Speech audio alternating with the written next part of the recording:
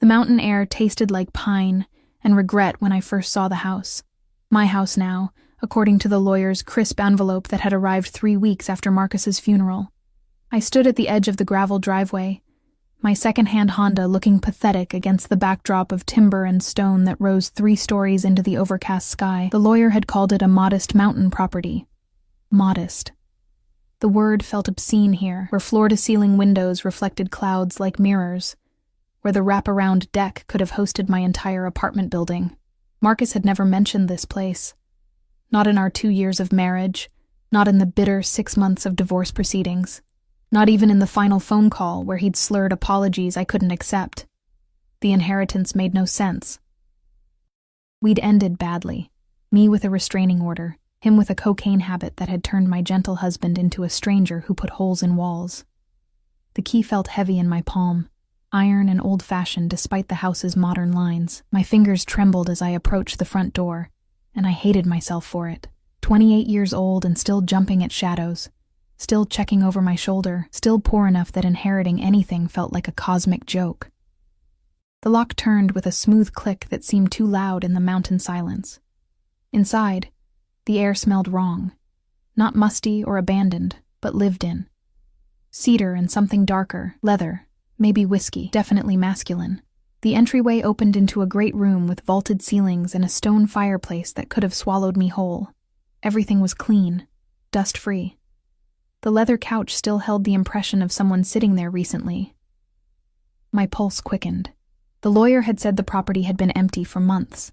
I moved deeper into the house, my sneakers silent on the polished hardwood. The kitchen gleamed with stainless steel and black granite. A coffee mug sat in the sink, white porcelain with a small crack along the rim. I touched it with one finger, dry, but not dusty. "You're early." The voice came from behind me, and I spun so fast my hip slammed into the counter. Pain shot through my side, but it was nothing compared to the shock of seeing him. He stood in the doorway I'd just passed, impossibly tall in the frame, dressed in black slacks and a charcoal shirt with the sleeves rolled to his elbows. Dark hair, perfectly cut. A face that could have sold watches or cologne. Sharp jawline, dark eyes that seemed to calculate everything in a single glance. Young, maybe early 30s, but carrying himself with the kind of authority that made age irrelevant, and he was looking at me like he owned me. My voice came out strangled. "Who are you? This is my property." "Is it?" He moved into the kitchen with fluid grace, each step deliberate. No rushed movements, no aggression. Somehow that made it worse. Marcus's widow. Amelia, isn't it? The way he said my name, like he'd tasted it before, rolled it around, decided he liked the flavor, made my skin prickle. "How do you know my name?" I backed up until the counter pressed into my spine. "What are you doing here?" "I could ask you the same question." He reached past me, close enough that I caught his scent. Bergamot and something smoky. Expensive cologne that probably cost more than my rent. He opened a cabinet and pulled down 2 glasses. "But I already know the answer. The lawyer sent you the key. Told you this was yours now. Didn't mention the complications." "What complications?" He poured amber liquid from a crystal decanter into both glasses, then slid one across the granite toward me. I didn't touch it. Marcus owed me. His voice was quiet, almost gentle, which somehow made the words more menacing. "Substantially. This house was collateral." "That's not... I inherited this legally. I have papers." "I'm sure you do." He lifted his glass, watching me over the rim. Marcus was very good at paperwork, less good at honoring his debts. The room suddenly felt too small, the mountain silence outside too vast. No neighbors, no witnesses, just me and this stranger who moved through my inherited house like he belonged here more than I did. "I don't know anything about Marcus's debts," I said, trying to keep my voice steady. "We were divorced. Whatever he owed you has nothing to do with me." "Doesn't it?" He set down his glass with a soft click. "You accepted the inheritance. That comes with responsibilities, his debts, his mistakes." He paused, and something flickered in his dark eyes. Something that might have been amusement or might have been threat. "His widow." "Ex-wife," I corrected sharply. "The paperwork says widow." He tilted his head slightly, studying me. Marcus died before the divorce was finalized. A technicality, perhaps, but an important one. Legally, you were still married. Legally, you inherit everything, including what he took from me. My mouth went dry. I don't have anything of yours, not yet. He moved closer, and I pressed harder against the counter, hating how small I felt, how trapped. He stopped just inside my personal space, close enough to touch, but he didn't. Just looked down at me with those calculating eyes. But you will. You're going to help me find it. I don't know what you're talking about. Marcus stole something from me 3 months before he died. Something irreplaceable. Something worth more than this house. More than his pathetic life. His voice stayed quiet, conversational. But there was steel underneath. He hid it here. And you're going to help me look. And if I refuse? The question hung in the air between us. He smiled then, and it didn't reach his eyes. You won't. He reached out slowly, giving me time to flinch away, but I forced myself to stay still, and picked up a strand of my hair between his fingers. The touch was feather light, almost tender. You're alone here, Amelia. No family. No money. Working double shifts at that cafe downtown just to make rent on your studio apartment. Marcus left you nothing but debts in this house. You need this property. You need to sell it, start over, maybe finally finish that degree you abandoned. My blood turned to ice. How do you know? I know everything about you. He released my hair and stepped back, giving me space that somehow felt more threatening than his proximity. I know you take the bus because your car barely runs. I know you eat ramen 4 nights a week. I know you haven't spoken to your mother in 3 years because she blamed you for Marcus's problems. I know you're scared, tired, and desperate for a way out.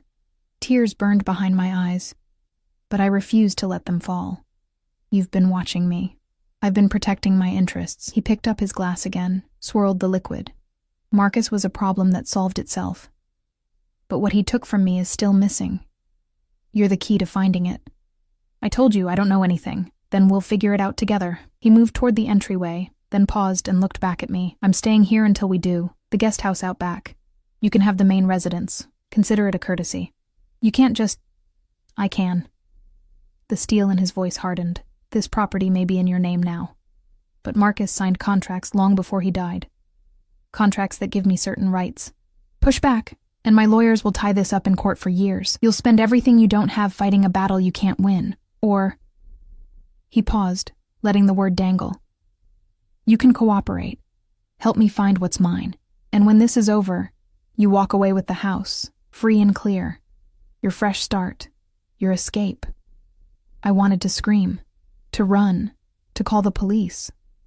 But standing there in that too-clean kitchen, wearing my threadbare jacket and clearance rack jeans, I knew he was right. I had no money for lawyers, no family to help, no options. How do I know you'll keep your word? I asked quietly. Something shifted in his expression. Approval, maybe, or respect. You don't. But what choice do you have? None. I had no choice at all, and we both knew it. He walked to the front door, his footsteps echoing in the vast space. My name is Dante, by the way, since we'll be living together for a while. He pulled out a phone, one of several I could see in his pocket, and answered a call I hadn't heard ring. Yes. She's here. No, it's handled. Stay on the perimeter. The perimeter. The word sent chills down my spine. He ended the call and looked back at me one more time. Get settled, Amelia. Unpack whatever you brought. We start searching tomorrow. Then, almost as an afterthought, don't try to leave. My security team is very thorough. The door closed behind him with a definitive click, and I was alone in my inherited house that suddenly felt less like salvation and more like a cage with invisible bars. I looked down at my hands and realized they were shaking.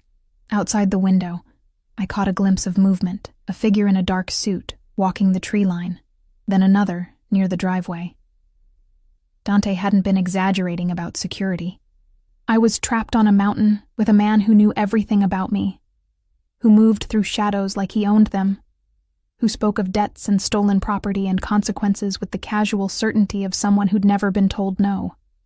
And somewhere in this house, hidden in cedar and stone and secrets, was something Marcus had died protecting.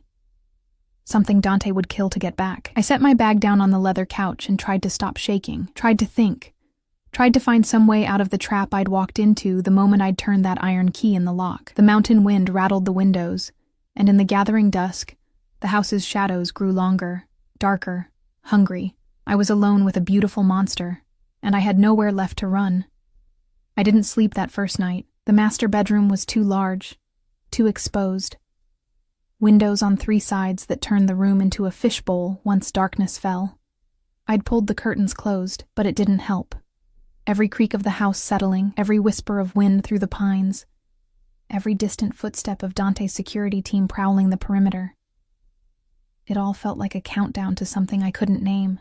I lay on top of the covers, fully dressed, my phone clutched in one hand like a talisman. But who would I call? The police. And tell them what? That a man was staying on property he claimed legal rights to? That I felt threatened by someone who'd only spoken to me in that quiet, measured tone? That he knew things about my life no stranger should know? By the time dawn bled gray light through the curtains, I'd made a decision. I would play along, help him search for whatever Marcus had stolen, and get out as fast as possible. Sell the house to the first buyer, take whatever money I could get, and disappear into a life where men like Dante couldn't find me. Simple, clean, survivable. The smell of coffee hit me the moment I opened the bedroom door. I followed it downstairs, my body tense, prepared for another confrontation. But the kitchen was empty, except for a French press on the counter, still warm, and a note written in sharp, precise handwriting. Drink. Eat. Meet me in the study at 9, 2nd floor, East Wing. D. I checked my phone. 8:47. The coffee was good. Too good. The kind that came from beans I could never afford. I poured a cup with shaking hands and opened the refrigerator, expecting it to be empty. Instead, I found it fully stocked. Fresh fruit, eggs, cream, butter, bread that smelled like it had been baked this morning. He'd had someone stock it, overnight. While I'd been lying awake in the darkness, Dante had been orchestrating, preparing, ensuring I'd have everything I needed. The thought should have been comforting. Instead, it made my skin crawl. I forced down a piece of toast that tasted like ash and climbed the stairs at 8:58. The study was exactly where he'd said it would be. A room I hadn't explored the night before. Dark wood panels, floor-to-ceiling bookshelves, a desk that looked antique and expensive. Dante stood at the window, phone pressed to his ear, speaking in rapid Italian. He'd changed clothes, dark jeans today, a black Henley that emphasized the lean muscle of his shoulders and arms. He glanced at me as I entered, gestured to a leather chair, and continued his conversation. I caught fragments. Warehouse. Shipment. Take care of it personally. The words confirmed what I'd already suspected. Whatever Dante was, legitimate businessman wasn't on the list. He ended the call and pocketed the phone. A different one than yesterday, I noticed. You look tired. I didn't sleep. Afraid I'd come through your window. A hint of amusement colored his voice. Should I be? He considered the question seriously, head tilted. No. When I come for you, Amelia, you'll invite me in. The certainty in his words, the casual arrogance, made heat flush my cheeks. I wouldn't hold your breath. We'll see. He moved to the desk and pulled out a thick folder. Marcus kept records. Not well, but enough. Before he died, he made several trips up here. Always alone, always brief. The last one was 2 days before his overdose. It wasn't... I stopped myself. Wasn't an overdose? Dante's dark eyes fixed on me. You think it was something else? I looked away. Marcus's death had been ruled accidental. Cocaine mixed with alcohol, cardiac arrest in his apartment. But there'd been things that didn't add up. The apartment had been too clean. Marcus was chaotic, messy. And he'd called me the night before, sober for the first time in months, saying he'd made a mistake and needed to fix it. I'd hung up on him. It doesn't matter, I said quietly. He's dead either way. It matters to me. Dante set the folder on the desk between us. Marcus was a courier, small time, mostly reliable. He moved packages for various clients, asked no questions, kept his mouth shut. Then 3 months ago, he got ambitious, thought he could steal from me and disappear. What did he take? Something that belongs to my family. Something with sentimental value that far exceeds its monetary worth." He paused. "And something that, in the wrong hands, could destroy everything I've built." I studied his face, looking for cracks in the facade. "You said you'd let me walk away when this is over." "I did. Why should I believe you? Because if I wanted you dead, Amelia, you'd already be gone."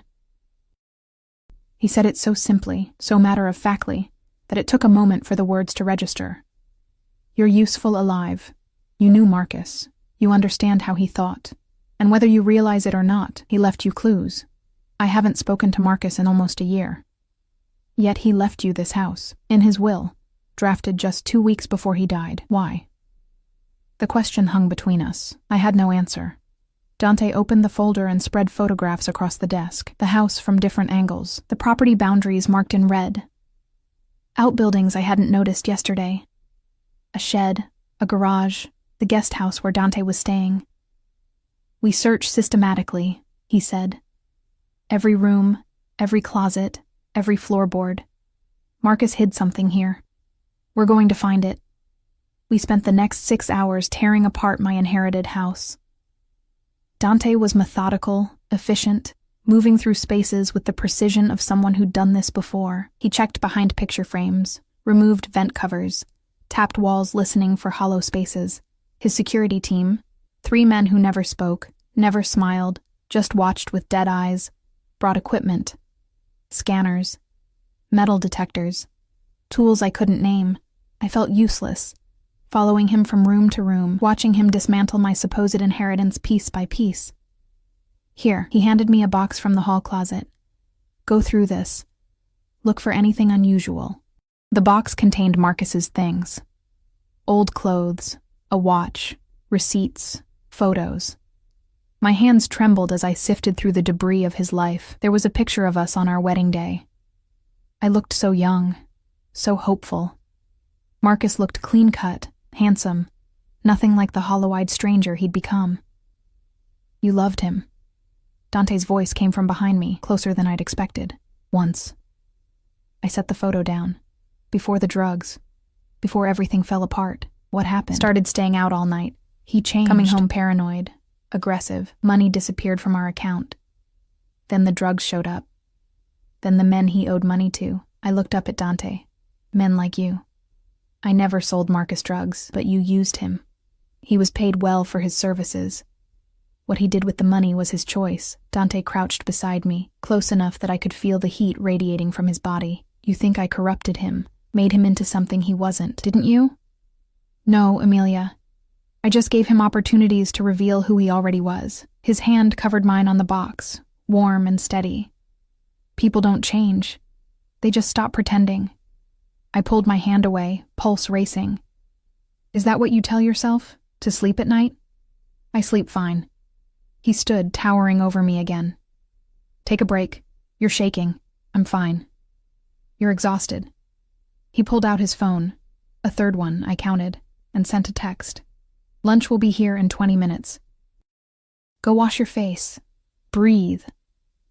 I wanted to argue, to prove I wasn't weak, wasn't affected by his proximity or his casual dominance, but my legs felt unsteady as I stood, and the room tilted slightly. Dante caught my elbow, steadying me. "When did you eat last?" "This morning. The toast." "One piece of toast." He guided me toward the stairs, his grip gentle but unyielding. "You're running on empty. That ends now. I don't need you to... I need you functional." Which means fed, rested, capable of thinking clearly. We reached the master bedroom and he released me. "Lunch. Then we continue." He left before I could respond, his footsteps fading down the hallway. I locked the bedroom door and leaned against it, my heart hammering. The way he'd touched me, not violent, not cruel, just possessive, like I was something he'd already decided belonged to him. It terrified me more than any threat, because part of me, some traitorous part I didn't want to acknowledge, had liked it. Lunch arrived exactly 20 minutes later. Italian food from a restaurant that definitely didn't deliver to the middle of nowhere. Dante had ordered enough for 4 people. We ate in the kitchen, the silence thick between us. Tell me about the night Marcus called you, he said finally. I set down my fork. How do you... Phone records. Tell me.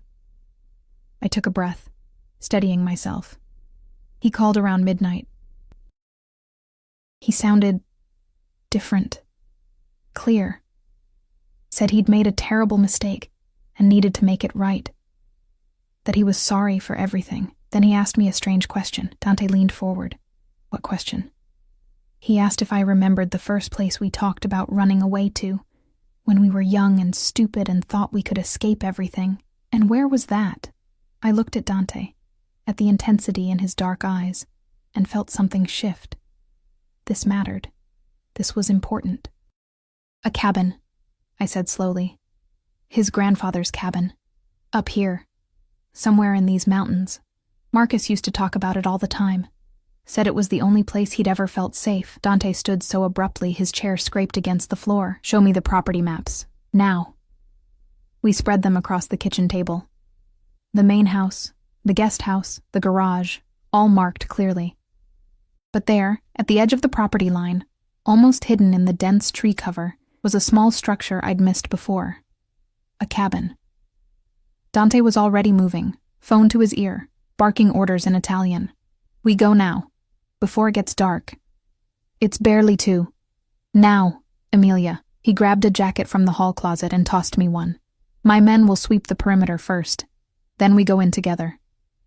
Why together? He looked at me, and for the first time, I saw something beyond control in his eyes. Something that might have been need, because if it's there, if Marcus hid what I think he hid, I need to know you see it. I need you to understand exactly what your husband took from me. He opened the door, cold mountain air rushing in, and what it's going to cost to get it back. The walk through the woods felt endless. Dante's security team moved ahead of us, silent shadows checking sightlines and approach angles. Dante stayed close to me, one hand hovering near the small of my back. Not quite touching, but ready to grab me if I stumbled. The cabin appeared through the trees like something from a nightmare. Weathered wood, sagging porch, windows dark as dead eyes. One of Dante's men emerged and nodded. Clear. Dante pulled a gun from somewhere under his jacket, matte black, efficient, terrifying, and gestured for me to stay behind him. The cabin door hung open, broken lock dangling. Someone had been here, recently. We stepped inside, and the smell hit me immediately. Copper and decay, and something chemical that burned my nostrils. Dante cursed in Italian, low and vicious. In the center of the room, beneath a tarp that had been partially pulled away, were wooden crates. Dante moved to them, pried one open, and went very, very still. What is it? I whispered. He didn't answer, just reached into the crate and pulled out something wrapped in cloth. When he unfolded it, I saw the glint of metal, the curve of a necklace, antique, ornate, with a pendant that caught the dying light streaming through the dirty windows. Marcus didn't just steal money, Dante said quietly, his voice raw in a way I hadn't heard before. He's stolen my family's heritage. Every piece in here belonged to my grandmother, my mother, generations of women. He knew what they meant, knew I'd pay anything to get them back. His hand tightened on the necklace, knuckles white, and he hid them here, in this rotting cabin, like they were trash. I watched something dangerous move across Dante's face. Rage, yes, but underneath it, something that looked almost like grief. Then he turned to me, and his eyes burned with an intensity that stole my breath. Your husband, he said softly, was a dead man the moment he touched these. And I realized, standing in that cabin with stolen treasure between us, that Marcus's overdose might not have been an accident after all. The silence in the cabin pressed against my eardrums like water at depth. Dante stood motionless, that necklace dangling from his fingers, catching fragments of light that turned the stones from blue to black and back again. Did you kill him? The question escaped before I could stop it. Dante's eyes snapped to mine, sharp enough to cut. Would it matter if I had? Yes. My voice came out stronger than I felt. It would matter to me. He studied me for a long moment, then carefully rewrapped the necklace and placed it back in the crate. No, I didn't kill Marcus. He moved to another box, checking contents with methodical precision. But I would have, if he'd lived long enough for me to find him. The honesty was more chilling than any lie could have been. Someone else got to him first, Dante continued, his voice taking on that quiet, dangerous quality I was beginning to recognize. Someone who wanted these pieces badly enough to eliminate the middleman. Marcus was sloppy at the end, paranoid, using too much of his own product, making mistakes. He became a liability. To who? That's what I'm going to find out. He straightened, pulling out his phone, the fourth different one I'd seen him use. And you're going to help me. I've helped enough. You have what you wanted. We had a deal. The deal was you helped me find what Marcus took. He moved toward me, each step deliberate, and I backed up until my spine hit the cabin wall. But finding it isn't enough anymore. Someone else knew about this location. Someone else has been here. He braced one arm against the wall beside my head, leaning in close enough that I could see flecks of gold in his dark eyes. Which means someone else knew Marcus was working for me, knew what he stole. Knows about you. My mouth went dry. What are you talking about? You inherited this property 3 weeks ago. The lawyer sent you the information. You didn't come immediately. You waited, saved money, arranged time off work. Anyone watching you would know exactly when you'd arrive. His free hand came up, fingers ghosting along my jawline without quite touching. Someone wanted me to find these pieces. Wanted me here, distracted, looking in the wrong direction while they make their real move. That's paranoid. That's survival. He dropped his hand and stepped back, but the intensity in his gaze never wavered. In my world, Emilia, paranoia keeps you breathing, trust gets you buried. He turned to his security team, rattling off instructions in Italian. They began carefully loading the crates, handling each piece like the precious artifact it was. Dante made several calls, his voice low and urgent, switching between Italian and English with fluid ease. I watched him work, watched him command, and felt the trap close tighter around me. "We're moving you," he said, when he finally ended his calls. "Tonight, the main house isn't secure enough. Moving me where? Somewhere safe, somewhere no one will think to look." He gestured toward the door. "My men will pack your things. We leave in an hour. You can't just... I can, and I am." He moved close again, and this time there was something almost gentle in his expression. "Listen to me very carefully. If someone killed Marcus to cover their tracks, and if they know about you, then you're not safe here. You're not safe anywhere I'm not. This is insane. I should just go to the police and tell them what? That your ex-husband stole from a man you can't prove exists? That you're being threatened by someone with no criminal record who owns legitimate businesses across 3 states? He shook his head. "My lawyers would have you painted as mentally unstable before you finished giving your statement. And while you're sitting in some police station trying to convince skeptical cops that you're in danger, whoever killed Marcus would have all the time they need to get to you. So what? I just trust you? Let you take me somewhere isolated while your men pack up stolen jewelry? Not stolen. Recovered." His jaw tightened. "These pieces belong to my family. Marcus was the thief. I'm simply taking back what's mine. Like you're taking me?" The words hung between us, sharp and accusatory. Dante's expression shifted, something dark and possessive flickering across his features, before he controlled it. "You were mine the moment you turned that key in the lock," he said quietly. "You just didn't know it yet." The casual certainty in his voice, the absolute ownership implied in those words, should have terrified me. Should have sent me running despite the security team, despite the isolation, despite everything. Instead, my traitorous body responded with a flush of heat that had nothing to do with fear. He saw it. Of course he saw it. Those calculating eyes missed nothing. "1 hour," he repeated, his voice dropping lower. "Pack light. Bring anything you can't live without. Everything else stays."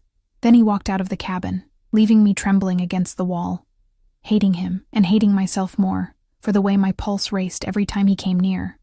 The next hour passed in a blur of controlled chaos. Dante's men moved through the main house with practiced efficiency, packing the jewelry into reinforced cases, sweeping for surveillance devices, checking sightlines and approach angles. I threw clothes into a duffel bag with shaking hands, my mind racing through impossible scenarios. I could run, steal one of the cars, drive down the mountain before anyone noticed. But Dante's security was everywhere. And even if I made it to the main road, where would I go? Back to my studio apartment where anyone could find me. To friends I hadn't spoken to in months because Marcus's chaos had consumed everything. I had nowhere to run, no one to call, no resources beyond the few $100s in my checking account. Dante had been right about that too. I was trapped by my own poverty, my own isolation, my own bad choices that had led me to Marcus in the first place. Ready? Dante appeared in the bedroom doorway. He'd changed again. Dark tactical pants, a fitted black shirt, a leather jacket that probably cost more than my car. He looked like he'd stepped out of a crime thriller, beautiful and dangerous and entirely too comfortable with weapons and violence. Do I have a choice? No. He took my duffel bag, slinging it over his shoulder like it weighed nothing. But I'll pretend you do, if it makes you feel better. You're not even going to lie to me. Pretend this is for my own good? It is for your own good, but I've never been good at pretending. He gestured toward the stairs, the cars waiting.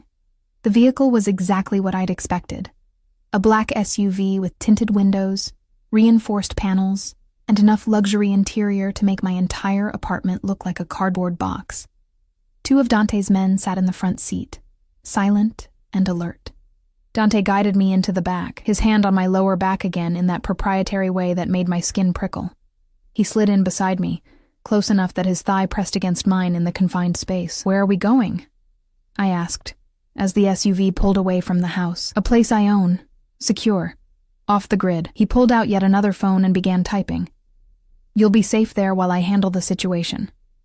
Handle the situation. You mean find whoever killed Marcus? Among other things. He glanced at me, and something in his expression softened fractionally. You look terrified. I am terrified.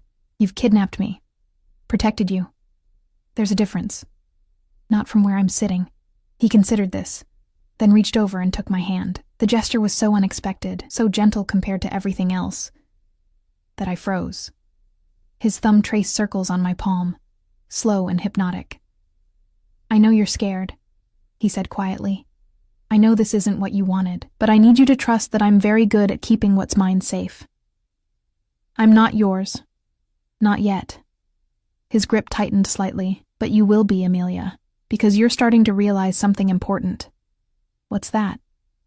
That I'm the only thing standing between you and whoever killed Marcus.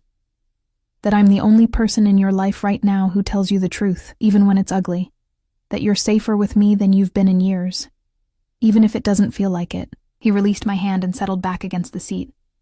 And that you're tired of running, tired of being alone, tired of surviving on ramen and hope. Every word hit like a physical blow because every word was true. I hate you, I whispered. I know. He smiled, and it was the first genuine smile I'd seen from him. But you don't. Not really. You hate that I'm right. There's a difference.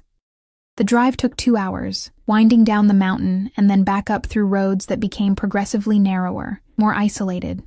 The sun set somewhere during the journey, painting the sky in bruised purples and dying reds. I watched the landscape disappear into darkness and felt like I was watching my old life fade with it. The house, Dante's house, appeared suddenly around a curve, not as large as the mountain property, but more fortified. Stone walls, security cameras visible at every corner, gates that looked like they could withstand a small army. Welcome home, Dante said, as the SUV pulled through the gates. This isn't my home. It is now. He opened the door and extended his hand. Come on, I'll show you your room. I ignored his hand and climbed out myself, immediately regretting it when my legs nearly buckled. Exhaustion hit me all at once. The sleepless night, the stress, the fear, everything catching up in a wave that made the world tilt. Dante caught me before I fell, lifting me into his arms with an ease that should have been impossible. Put me down, I protested weakly. No. He carried me toward the house, and I was too tired to fight. You're going to eat, shower, and sleep. In that order.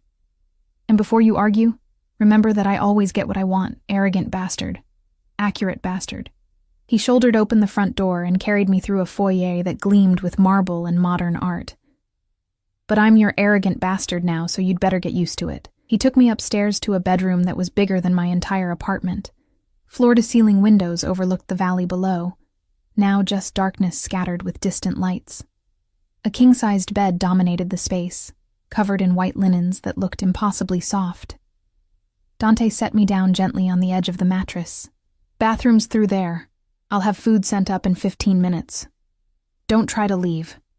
The house is alarmed, and my men are stationed at every exit. Prison with nice sheets. How thoughtful. Protection with nice sheets. Learn the difference.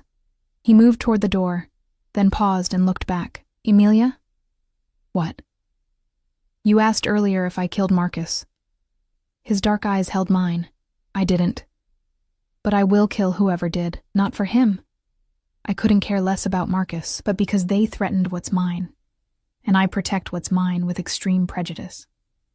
The door closed behind him, and I heard the soft click of a lock engaging from the outside. I was alone in a beautiful room, in a fortified house, with a man who spoke of ownership like it was already settled fact, a man who made my pulse race with equal parts terror and something I refused to name.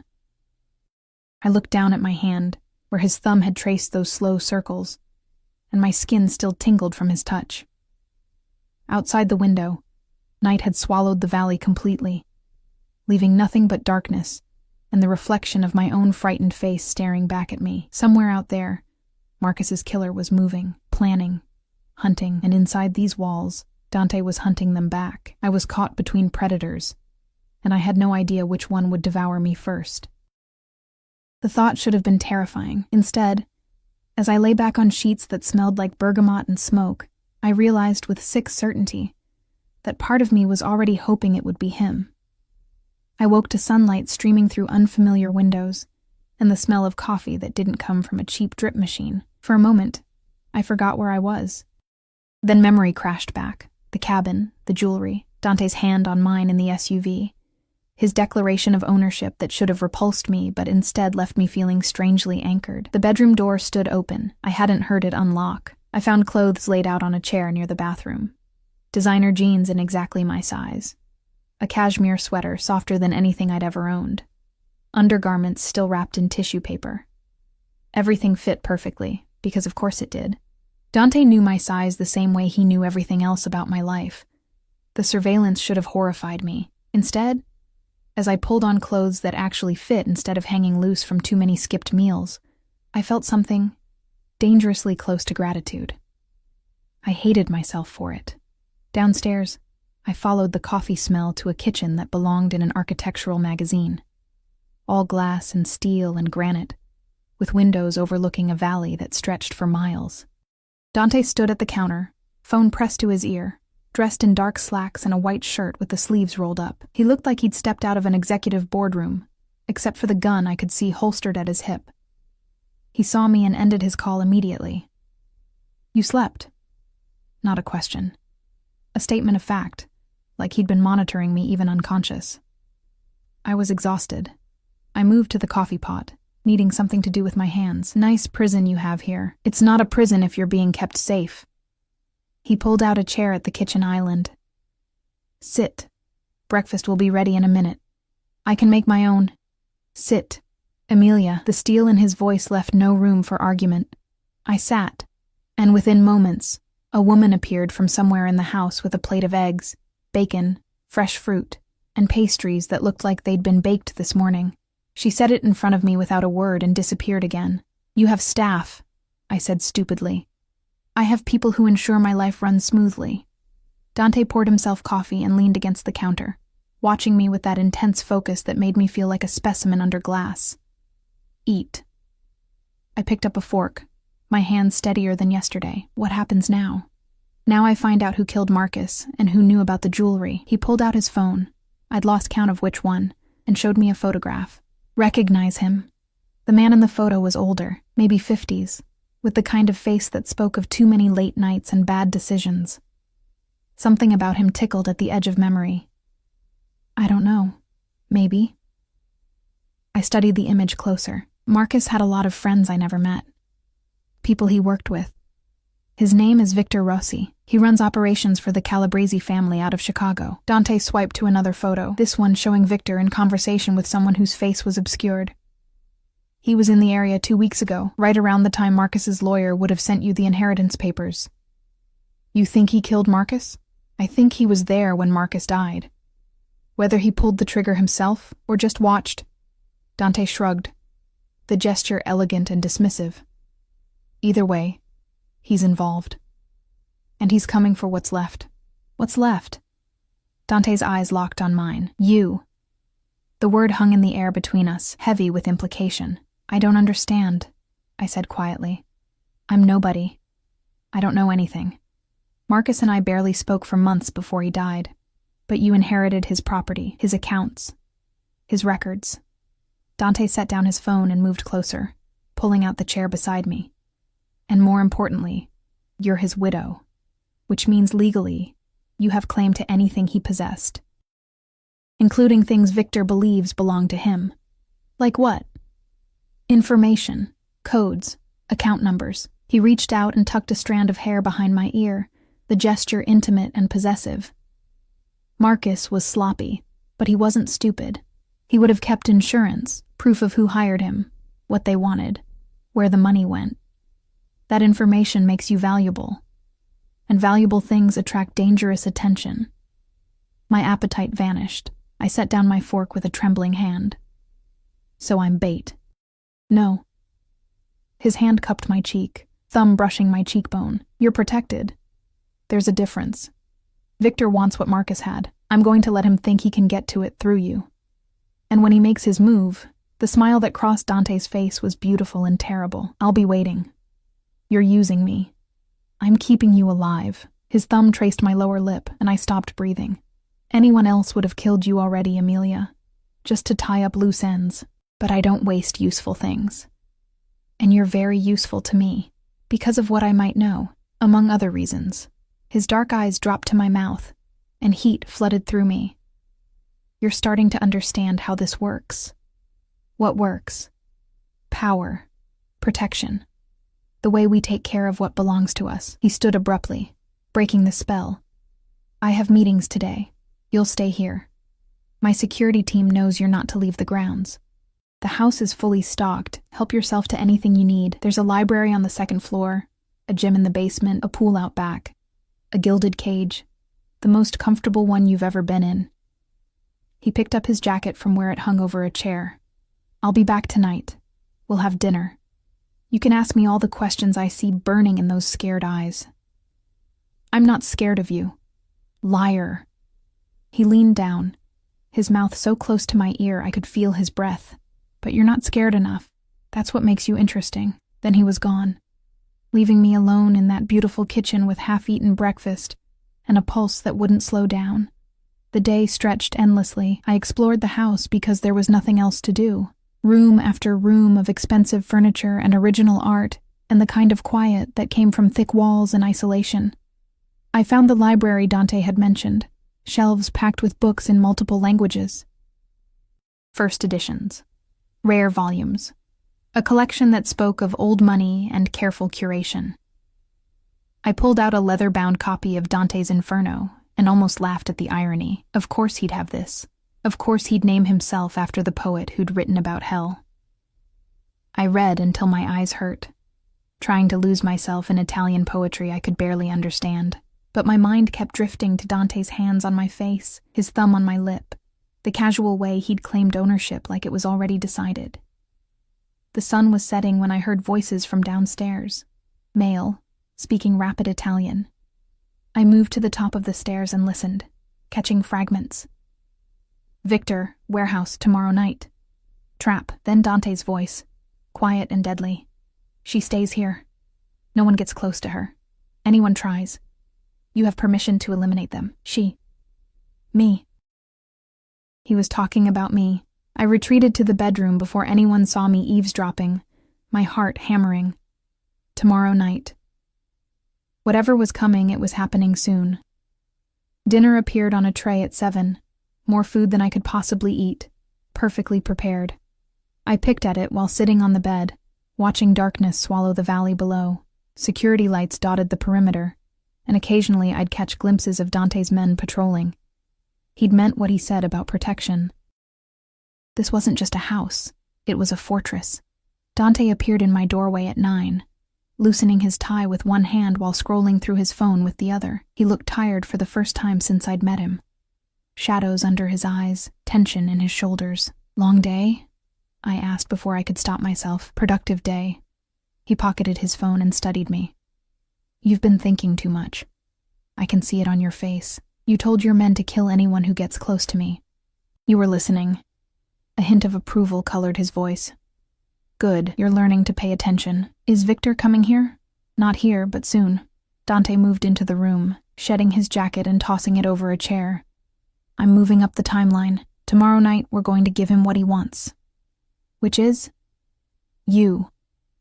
He saw my expression and held up a hand. Relax. You'll be wired, surrounded by my best men, and I'll be close enough to put a bullet in anyone who breathes wrong. But Victor needs to believe he's gotten to you. Needs to think he's won. And then what? Then I find out what he knows about Marcus's death. Find out who else is involved. Find out if there are more pieces of my family's history scattered across criminal networks. He sat on the edge of the bed, close enough to touch. And then I end him. The casual way he said it, like he was describing picking up dry cleaning, should have terrified me. Instead, I found myself asking, have you killed people before? Yes.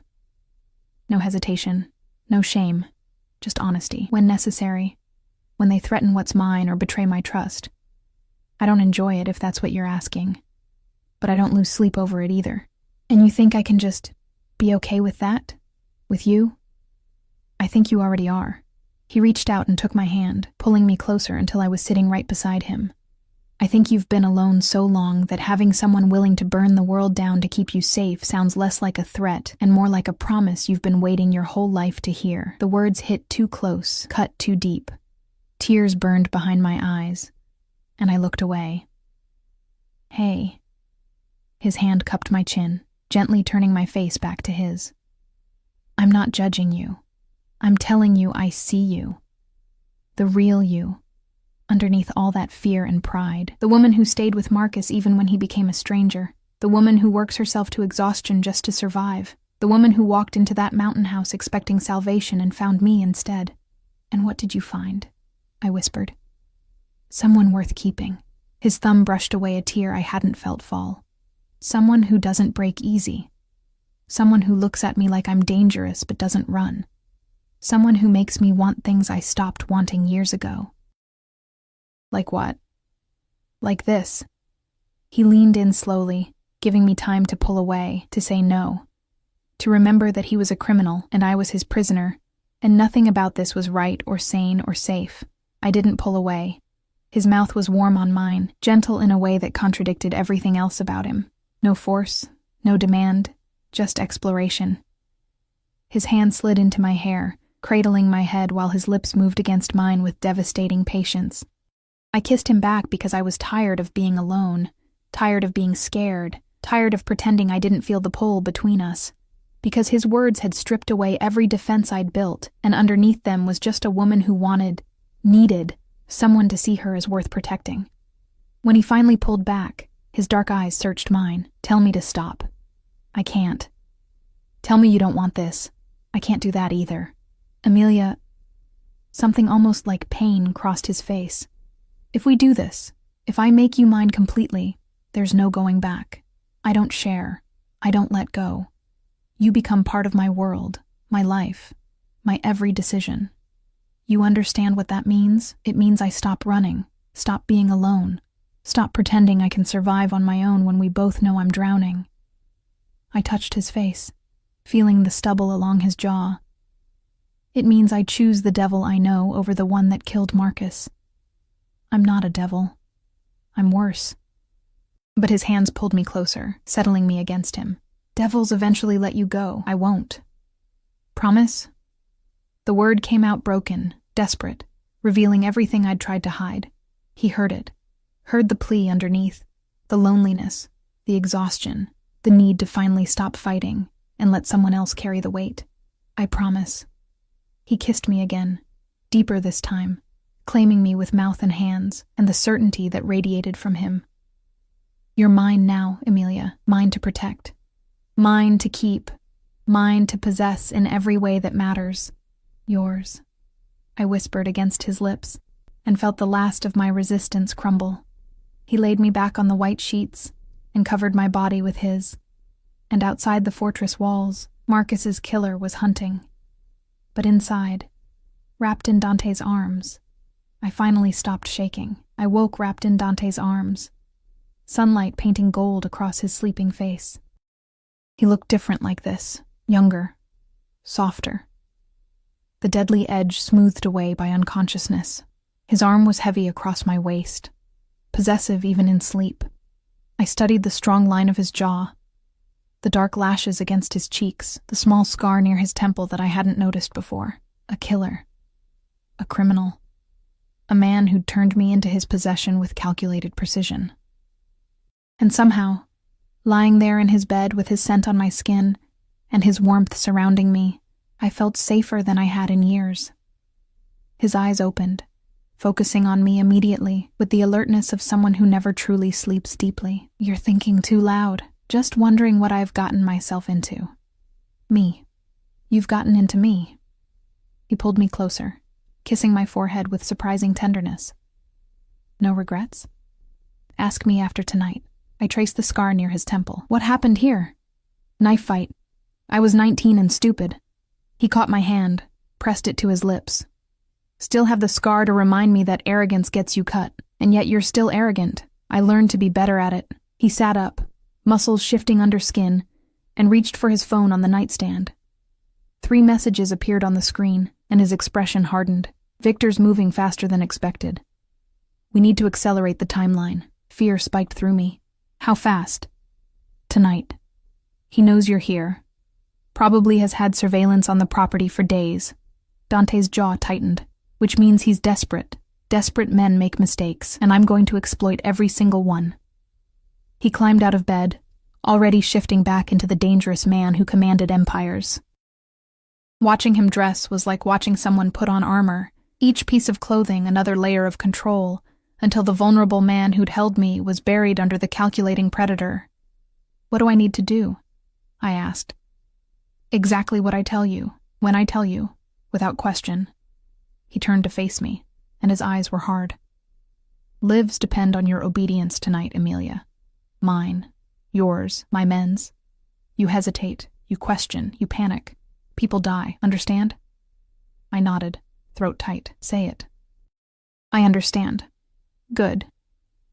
He moved to the closet and pulled out a dress I hadn't seen before. Deep, emerald green, elegant and expensive. Wear this. Do your hair, your makeup. You're going to look like someone worth taking. The day crawled by in agonizing slowness. Dante disappeared into his office with his security team, planning and coordinating with the precision of a general preparing for battle. I bathed, dressed, made myself beautiful with cosmetics that had appeared in the bathroom like everything else. Already there, already anticipated. The woman in the mirror looked like someone else. Someone polished and expensive, wearing a dress that hugged every curve and heels that made my legs look impossibly long.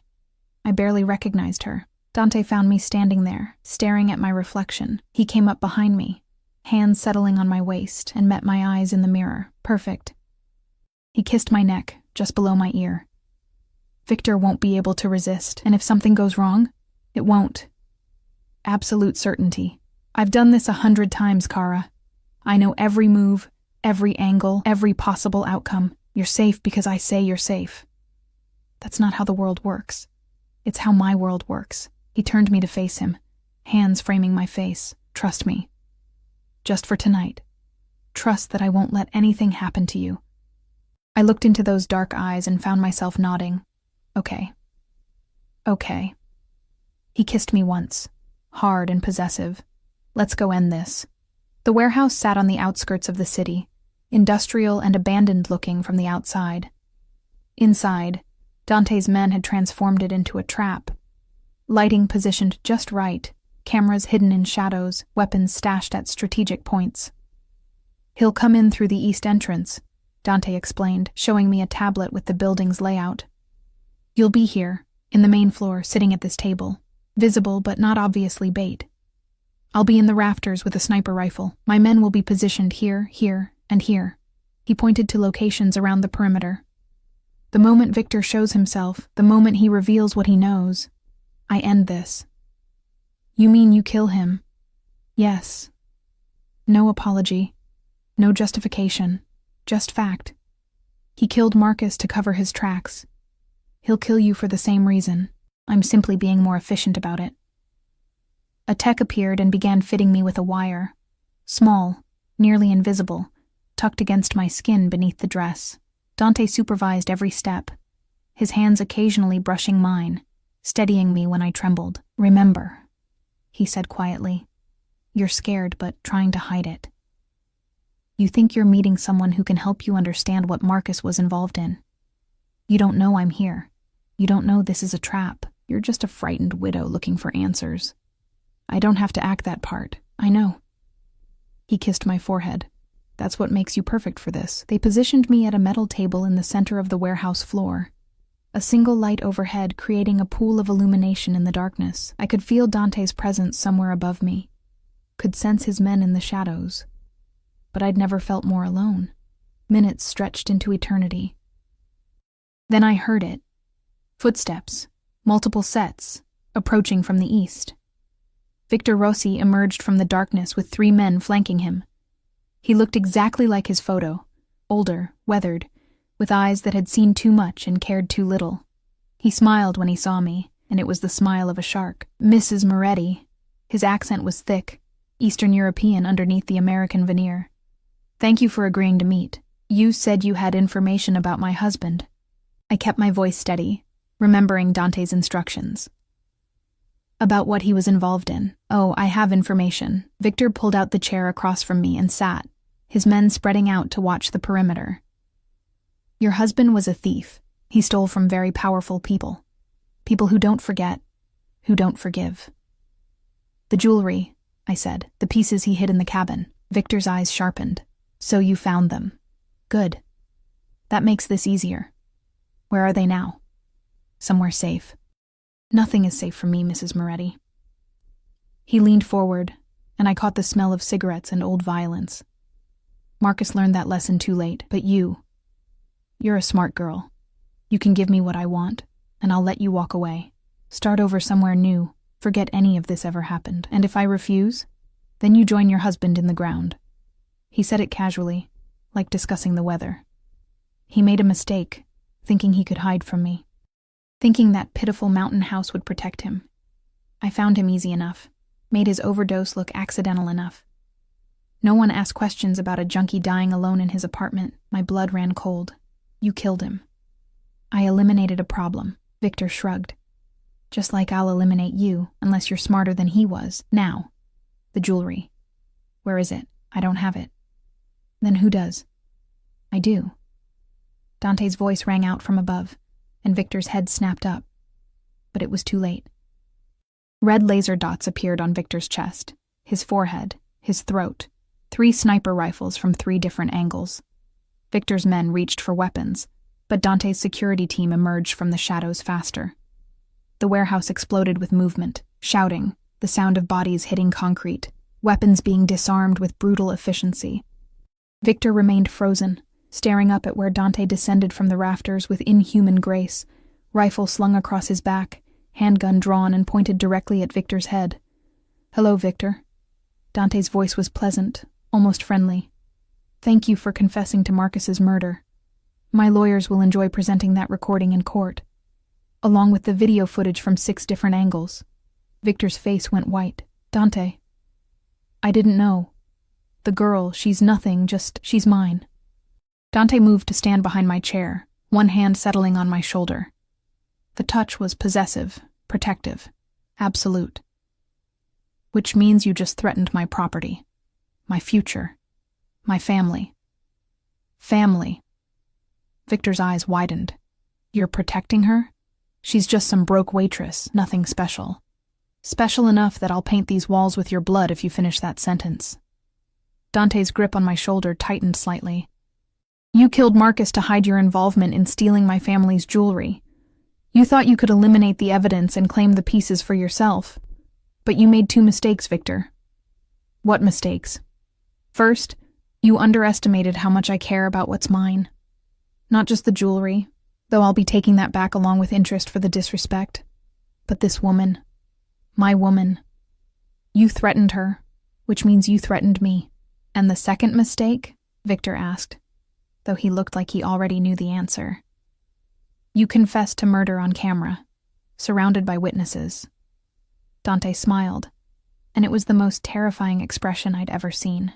My lawyers will have this case wrapped up in 48 hours. You'll spend the rest of your miserable life in a federal prison, watching your empire crumble while I dismantle everything you've built. Your associates, your assets, your reputation, all of it. Gone. Victor lunged from his chair, reaching for a weapon I hadn't seen, but Dante was faster. A single shot rang out, and Victor collapsed back into the chair, clutching his shoulder and screaming. That was for Marcus, Dante said quietly. Not because I cared about him, but because his death brought complications I didn't need. And I hate complications. Police sirens wailed in the distance, growing closer. Dante had planned this too, ensured the authorities would arrive at exactly the right moment, would find exactly what he wanted them to find. Take him, Dante ordered his men, who efficiently zip-tied Victor and his associates. And make sure the evidence package reaches Detective Morrison. He'll appreciate the gift. Then Dante turned to me, his expression softening as he helped me to my feet. It's over. You're safe now. I looked at Victor, bleeding and broken, at the police lights flashing through the warehouse windows, at Dante's men moving with military precision. You orchestrated everything from the beginning. From the moment Marcus died, yes. I knew someone had killed him. Knew they'd eventually come for you. I simply accelerated the timeline and controlled the variables. He cupped my face in his hands, including you. I should hate you for that, but you don't. Not a question. He knew. He'd always known. No, I admitted. I don't. The police flooded the warehouse, and Dante smoothly transitioned into the role of concerned citizen who'd helped solve a murder. He was charming, credible, presenting evidence with the polish of someone who'd done this before. The detective in charge, Morrison, apparently already on Dante's payroll, took everything with practiced efficiency. Within 2 hours, Victor was in custody, charged with murder, theft, and 6 other crimes. The jewelry was officially recovered and returned to its rightful owner, and I was escorted to Dante's waiting SUV, wrapped in a blanket despite the warm night, while he finalized details with the authorities. You okay? One of Dante's men asked, the first time any of them had spoken directly to me. I think so. Boss really cares about you. Never seen him like this before. The man smiled slightly. You're good for him. Makes him almost human. Before I could respond, Dante appeared and slid into the SUV beside me, pulling me against his chest. Let's go home. Home. The fortress that had been my prison had become something else. Sanctuary, refuge, the place where I belonged. The drive back was silent, Dante's arms around me, his heartbeat steady beneath my ear. I should have been processing everything, the danger, the violence, the casual way he'd destroyed Victor, but all I could think about was how safe I felt, how right this was, how completely I'd surrendered to the dangerous man holding me. What happens now? I asked as we pulled through the security gates. Now. Dante tilted my chin up, his dark eyes meeting mine. Now I marry you. Make this official. Make sure everyone knows you're untouchable because you're mine. We sell the mountain house or keep it as a vacation property. Your choice. I set you up with whatever life you want. Finish your degree, open a business, do nothing but read in my library all day, whatever makes you happy. And in return, you stay. You're mine. You trust me to protect you, provide for you, build a life with you. His thumb brushed my lip. You let me love you the only way I know how. Obsessively, possessively, completely. That's not normal. Nothing about us is normal, Kara. Normal is what you had with Marcus. Safe, predictable, ultimately destructive. What I'm offering is dangerous, intense, and absolutely permanent. He leaned in, his mouth a breath away from mine, So tell me, do you want normal? Or do you want me? I thought about my studio apartment, my double shifts, my lonely nights and desperate budgets. I thought about Marcus and his broken promises, about Victor's cold eyes and casual violence. I thought about Dante's hands on my face, his absolute certainty, his promise to burn the world down to keep me safe. You, I whispered. I want you, then you have me. He kissed me deeply, sealing the promise. Forever. 3 months later, I stood in Dante's study, our study, wearing his grandmother's sapphire necklace and a wedding ring that felt surprisingly natural on my finger. The mountain house had sold for enough money to erase every debt Marcus had left me. I'd enrolled in online classes to finish my degree. Dante's world had become my world, dangerous but honest, violent but protective, everything out in the open instead of hidden behind lies. He found me there, looking at a photograph from our small wedding. Just us and a judge, simple and perfect. Regrets? He asked, wrapping his arms around me from behind. None. I leaned back against him, feeling his strength, his certainty, his absolute commitment. Though you were right about one thing. Just one? You said I'd invite you in eventually. You were right. I'm always right. He turned me to face him, and his smile was genuine, warm, nothing like the dangerous mask he showed the world. But you made me work for it. I respect that. Good. Because you're stuck with me now. Stuck. He laughed, the sound rich and genuine. Kara, I've been stuck on you since the moment you walked into that mountain house, scared and beautiful and absolutely perfect. Everything else was just me being patient while you figured out what I already knew. And what's that? That you were always mine, from the first moment, in every way that matters, forever. He kissed me there in the study, surrounded by books and stolen jewelry returned to its rightful place, in the fortress that had become our home. Outside, his security team patrolled. Victor rotted in prison. The world turned without touching us. And I, the broke waitress who'd inherited a dead man's secrets, had found something I'd stopped believing in: safety, protection, and a love so fierce it would destroy anyone who threatened it. Dante had been right about everything. He always was. But I'd been right too. Sometimes the devil you choose is better than the one hunting you. And sometimes, wrapped in dangerous arms that would never let go, you finally stop running and start living. The mountain wind couldn't reach us here. Nothing could. We were home.